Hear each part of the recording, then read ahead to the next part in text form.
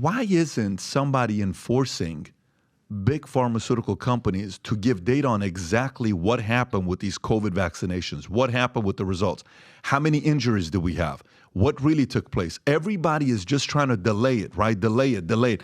And even recently, the story comes out with Anthony Fauci saying the fact that, where is the story? I think it's this one right here, saying the fact that Fauci's former boss concedes COVID lab leak was not a conspiracy theory. That's just a story that came out yesterday, right? And Fauci is out there using the legendary line, which I don't recall. Dr. Francis Collins, do you know Dr. Francis Collins? Former head of the NIH, testified in a closed-door session with the House Coronavirus Subcommittee, admitting that the COVID lab leak theory was credible. This marks a significant shift from his earlier characterization of its very destructive conspiracy. House Republican leading the hearing revealed that Dr. Collins acknowledged the credibility of the leak hypothesis, contradicting Fauci's previous stance. They also accused both doctors of using their influence to pressure researchers into favoring a natural origin theory over the lab leak theory regarding COVID's origin. I mean, people are sitting there saying, wait a minute, we bought that it wasn't. So why isn't there an organization or institution that's forcing these guys to give us the data? Okay, two answers. One is there's an Office of the Inspector General report that was filed in January of 2023. Okay.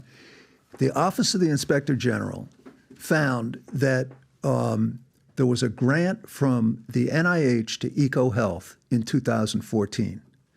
And some of that money went to the Wuhan Institute of Virology. But Obama had put a ban on gain-of-function research. So they couldn't do gain-of-function research. EcoHealth filed its reports with the NIH through 2017. When Trump came in, he lifted the ban on gain-of-function research, meaning making viruses more virulent and more dangerous. He lifted the ban. And EcoHealth stopped filing reports to the NIH. And there are no reports that were filed after the gain-of-function ban was lifted. And the NIH had to know that they didn't have the reports.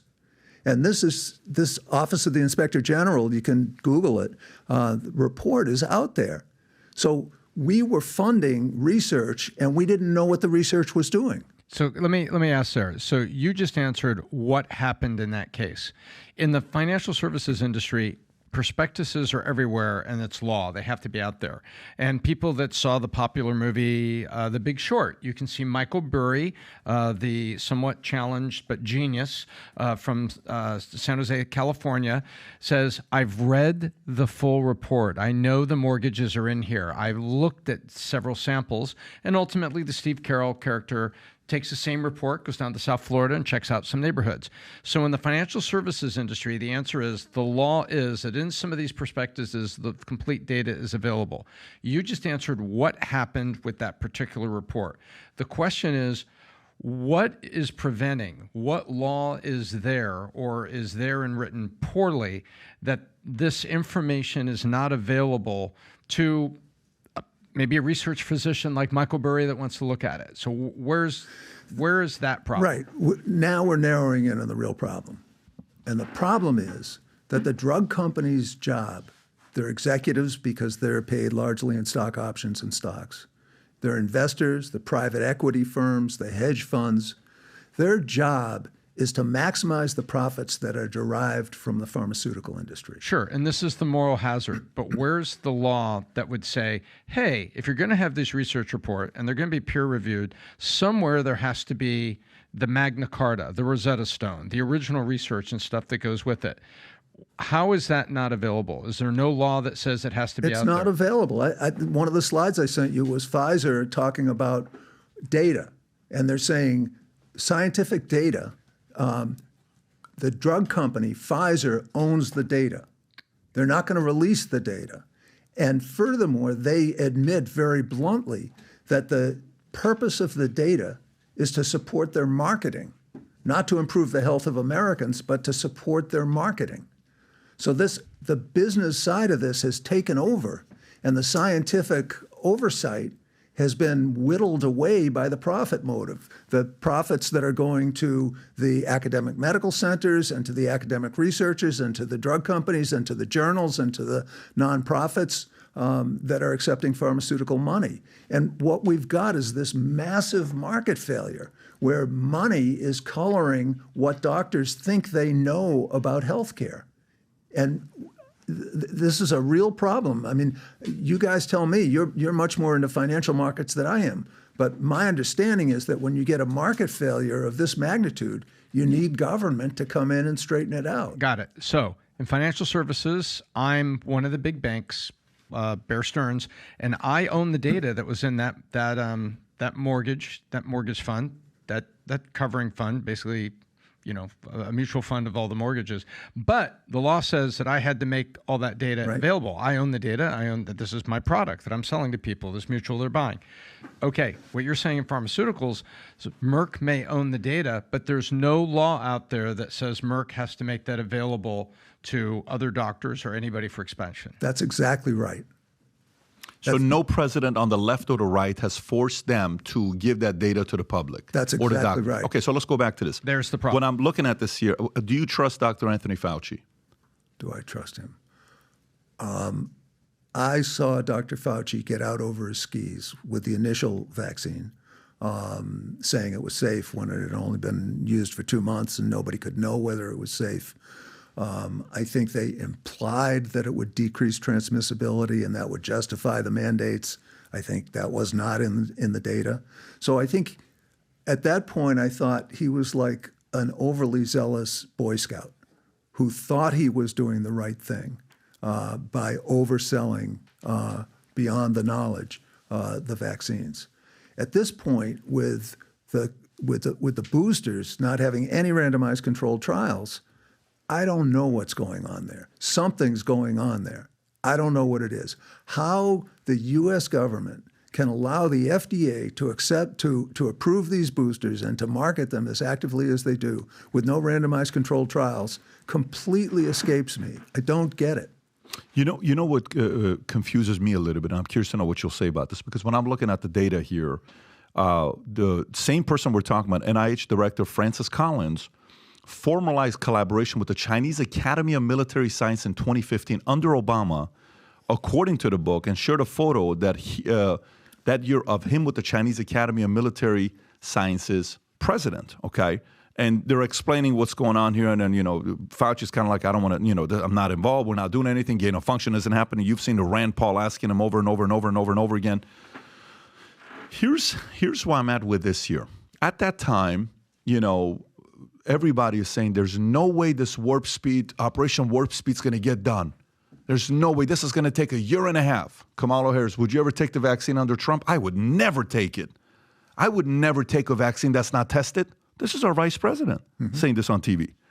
And then what happens? Election is done. 2 days later, the vaccine is available. But after the election, exactly 2 days later. And then who promoted it to the world? Everybody on the left. Sold it to the world. And if you didn't, Twitter took your videos down, YouTube took your videos down, YouTube wouldn't let Peter McCullough's stuff stay up, whether it's Malone, whether it's all of these guys. Military took your job. From your world, the industry you're a part of, that all supported what Fauci was doing, and Fauci was God to people in the medical world. He couldn't do anything wrong in the face of anybody, because God forbid, if you at all said anything Fauci did wrong, you would potentially be a Republican. And you can't be a Republican, Doc. If you're labeled as a Republican, that's a curse word to somebody like you, maybe, right? You're coming from Harvard. I went to a Harvard OPM program. This is when I realized I will never go back to Harvard. Let me explain it to you. I'm at a Harvard OPM program for 3 weeks. It's an owner-president management program, okay?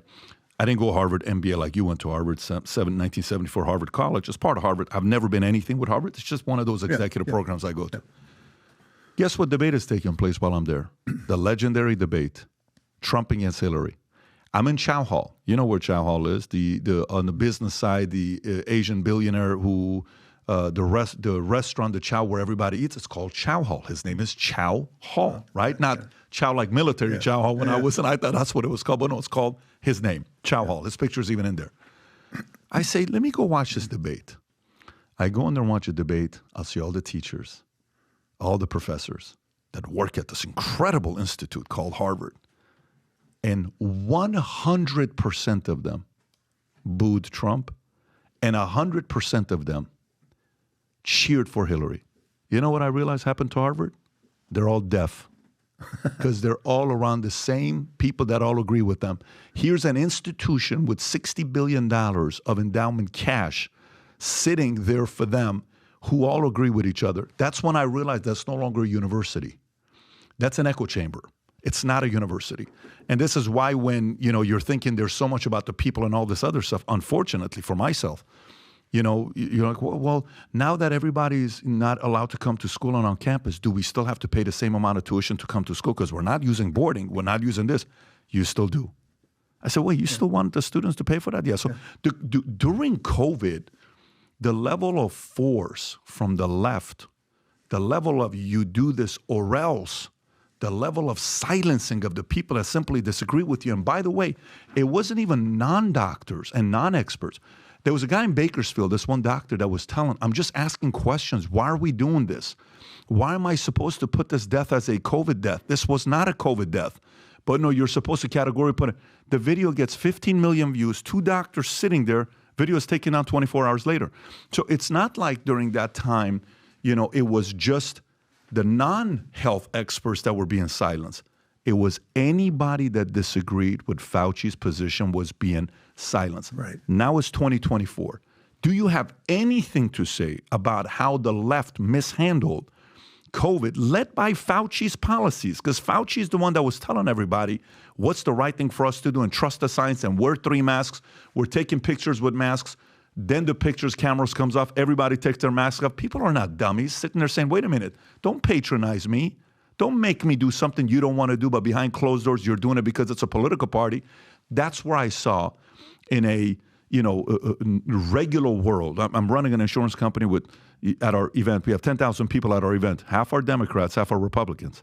But everybody was like, what the hell is going on here? These are valid concerns. Yeah. Your thoughts? So if you like this clip and you want to watch another one, click right here. And if you want to watch the entire podcast, click right here.